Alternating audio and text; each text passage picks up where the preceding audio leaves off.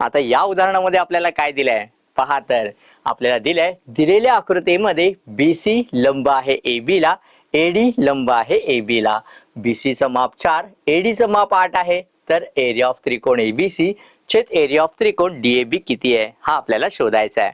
मग आता याच्यासाठी आपल्याला काय लागणार आहे, तर कोणते त्रिकोण दिलेले आहेत आकृतीमध्ये त्याचं निरीक्षण करायचं आहे आणि मग कोणती संकल्पना आपल्याला वापरता येईल, कोणत्या सूत्राचा वापर करता येईल ते आपल्याला ओळखता आलं पाहिजे. मग पाहूया, तर त्रिकोण ABC मध्ये आपल्याला पाया कोण आहे AB, उंची कोण आहे BC. सर्वात महत्वाचं हेच आहे पाया आणि उंची ओळखणं, बरोबर. आता तसं दुसरा त्रिकोण दिलाय DAB. जर आपण AB ला या त्रिकोणाचा पाया म्हटलाय तर आपण DAB चा पाया AB म्हणू शकतो का? अगदी सहजपणे म्हणता येणार, बरोबर की नाही. म्हणजे AB हा पाया झाला आणि AD ही उंची झाली. आता पहा इथे आपल्याला कोणती संकल्पना वापरायची आहे, तर इथे आपल्याला दोन्ही त्रिकोणामध्ये काय समान दिसतंय, तर इथे आपल्याला AB हा पाया कसा दिसतोय समान, बरोबर.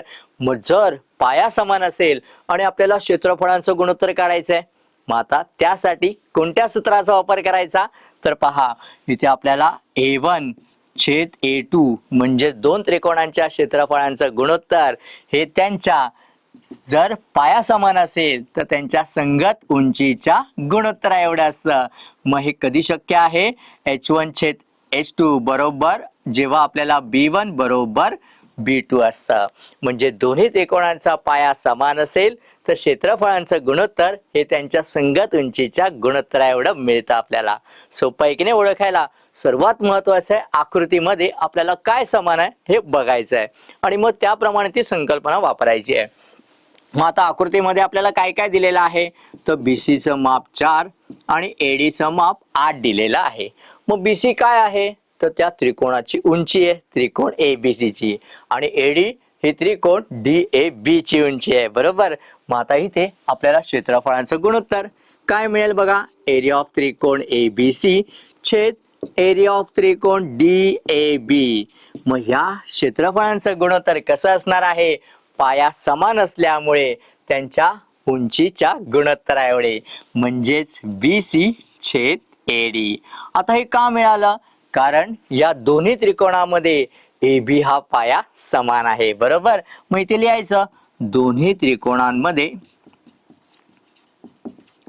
त्रिकोणांचा पाया कोण आहे, पाया रेख AB हा समान आहे आणि त्यामुळे आपल्याला काय मिळतंय, तर त्या क्षेत्रफळांचं गुणोत्तर त्यांच्या संगत उंचीच्या गुणोत्तरा एवढा. मग आता BC चं माप किती आहे 4 आणि AD चं माप 8 आहे. म्हणजे आपल्याला एरिया ऑफ त्रिकोण ABC छेद एरिया ऑफ त्रिकोण DAB हे जे गुणोत्तर काढायचं आहे ते काय मिळणार बघा, 4/8 आहे. याला संक्षिप्त रूप देता येईल का, दोन्ही अंक कोणत्या पाड्यात येतात, मोठ्यात मोठा पाडा आपल्याला पाहिजे की ज्यामध्ये दोन्ही अंक येतात. मग इथे आपल्याला 4 ने भाग लागतोय, 4 एके 4, 4 दुने 8 म्हणजे आपल्याला 1/2 हे क्षेत्रफळांचं गुणोत्तर मिळालं. जे आपल्याला शोधायचं होतं एरिया ऑफ त्रिकोण ABC छेद एरिया ऑफ त्रिकोण DAB बरोबर 1/2 आहे. सोपं होतं की नाही उदाहरण. तर आता या भागामध्ये आपण काय शिकणार आहोत, तर त्रिकोणाच्या कोन दुभाजकाच्या प्रमेयाचा वापर कसा करायचा. मग आता इथे आपल्याला प्रश्नामध्ये काय असणार आहे, तर आपल्याला त्रिकोणाचा एका कोनाचा दुभाजक दिला जाणार. मग आता पहा इथे त्रिकोण ABC मध्ये कोन B चा आपल्याला दुभाजक दिला आहे. मग आता कोन दुभाजकाच्या प्रमेयाच्या साहाय्याने आपल्याला काय मिळतं, ते गुणोत्तर कशा पद्धतीने लिहिले जातं ते आपण आता पाहणार आहोत. तर पहा इथे आपल्याला कोन दुभाजक ज्या बाजूवरती जातोय त्या बाजूच्या एका अंत्यबिंदूपासून आपल्याला काय करायचंय, गुणोत्तर लिहायला सुरुवात करायची आहे. म्हणजे पहा मी गुणोत्तर लिहायला सुरुवात करतोय A पासून.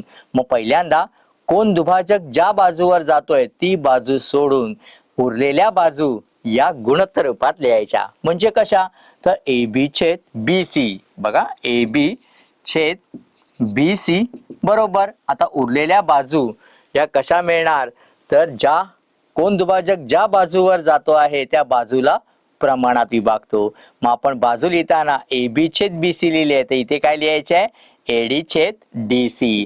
म्हणजे अगदी सहजपणे आपल्याला गुणोत्तर मिळालं त्रिकोणाच्या कोन दुभाजकाच्या प्रमेयाने AB छेद BC बरोबर AD छेद DC. मग आता गणितामध्ये काय विचारणार, तर इथे आपल्याला 4 किमती दिसत आहेत सूत्रामध्ये, बरोबर की नाही.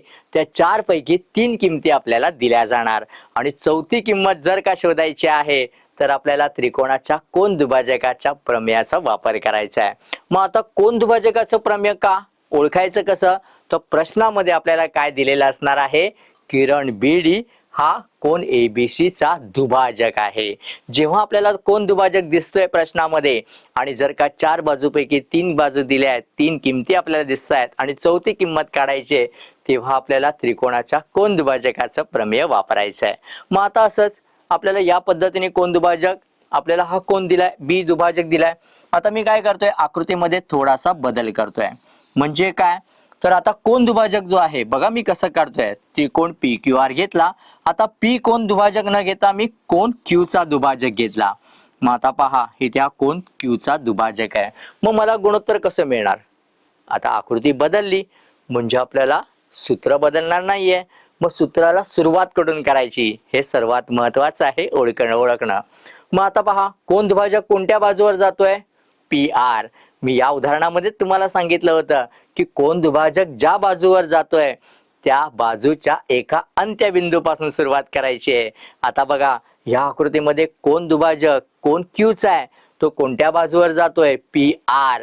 म्हणजे सुरुवात कुठून करायची आहे, P कडून किंवा R कडून, कुठूनही तुम्ही करू शकता. मग आता सूत्र कसं बनणार, तर ही या बाजूवर कोन दुभाजक जातोय, मग उरलेल्या बाजू कोणत्या, PQ आणि QR.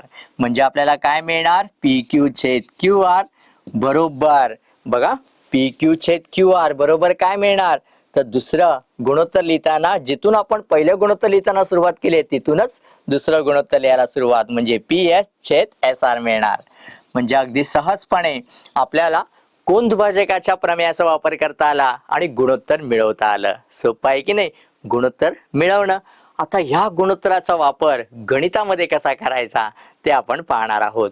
मग आता त्यासाठी आपल्याला इथे एक प्रश्न दिसतोय. काय आहे प्रश्नामध्ये, त्रिकोण MNP चा कोन N चा NQ हा काय आहे, दुभाजक आहे. मग आता जर MQ बरोबर 5, QP बरोबर 7 आणि MN बरोबर 10 तर NP काढायचं आहे. मग आता पहा आकृतीमध्ये कोन N चा दुभाजक दिलेला आहे, बरोबर की नाही. आणि आपल्याला ज्या गुणोत्तराच्या किमतीमध्ये जे बाजू येत आहेत MN, MQ, QP आणि NP, या 4 बाजूंपैकी 3 बाजू दिल्या आहेत आणि चौथी बाजू शोधायची आहे. मग करणार कसं, तर आपल्याला सर्वात महत्वाचं हा कोनाचा दुभाजक, हे वाक्य सर्वात महत्वाचं आहे प्रश्नामधलं. आणि ज्या वेळेला आपल्याला हे दिसेल त्या वेळेला कोन दुभाजकाचं प्रमेय वापरायला विसरू नका. आणि म्हणून उत्तरामध्ये पहिल्यांदा दिलेल्या किमती लिहून घ्या. MQ बरोबर 5, QP बरोबर 7, MN बरोबर 10 आणि काढायचंय काय तर NP. मग हे काढण्यासाठी काय दिलेलं आहे, तर कोन N चा NQ हा दुभाजक आहे, हे आपल्याला दिलेल्या माहितीमध्ये आहे. हे उत्तरामध्ये लिहून घ्यायचं. आता सूत्र तयार करायचं आहे, बरोबर. मग आता आकृतीच्या सहाय्याने सूत्र कसं मिळणार, तर पहिल्यांदा काय बघायचंय, मी काय सांगितलेलं आहे, कोन दुभाजक कोणत्या कोणाचा N, तो कोणत्या बाजूवर चाललेला आहे, MP. म्हणजे आपल्याला सुरुवात M पासून तरी करायची आहे किंवा P पासून, मग तुम्ही कुठूनही करू शकता. मग आपण काय करूया, P पासून सुरुवात करूया.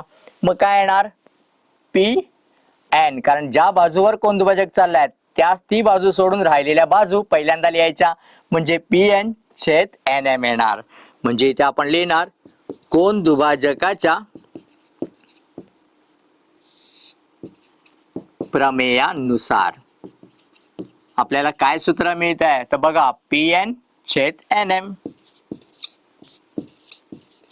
बरोबर काय मिळणार आहे, तर जर आपण P पासून सुरुवात केली उरलेल्या बाजूंचं गुणोत्तर लिहिण्यासाठी, तर आपल्याला कोन दुभाजक ज्या बाजूवर जातोय त्याला प्रमाणात विभागतोय, म्हणून PQ छेद QM आपल्याला मिळेल. PQ छेद QM सोपं आहे की नाही. आता सूत्र तर तयार झालं. आता पुढे काय करणार, आपण किमती भरूया. मग कोणत्या कोणत्या किमती दिल्या, तर बघा इथे आपल्याला NP काढायला सांगितलंय आणि आपण तो PN लिहिलाय. बदल करून घ्या, जसं आपल्याला किंमत सांगितली. मग PN च्या ऐवजी आपण लिहूया NP. त्यानंतर आपल्याला आणखीन कोणती दिसली किंमत, MN किती आहे 10. मग NM आणि MN दोन्ही एकच बाजू आहे, तिथे आपण 10 लिहूया. त्यानंतर QP म्हणजेच PQ बाजू आहे जी आहे 7 आणि QM म्हणजेच MQ किती आहे 5 ते लिहिलं. आता बघा आपल्याला NP ची किंमत काढण्यासाठी कोणता बदल करावा लागणार. आता जे आपल्याला बाजू काढायची ती अंशामध्ये आहे, म्हणजे आपल्याला इकडे छेदामध्ये असणाऱ्या अंकाला दुसऱ्या बाजूला न्यावं लागणार. म्हणजे NP बरोबर काय होणार, हे भागिले दुसऱ्या बाजूला गेल्यावर गुणिले होणार. आता याला संक्षिप्त रूप द्या बघा. 5 एके 5, 5 दुने 10, म्हणजे NP ची किंमत 7 गुणिले 2, म्हणजेच आपल्याला NP जो आहे 7 दुने 14. एकक दिला आहे का, नाही दिलंय, मग तुम्ही इथे एकक असं लिहू शकता.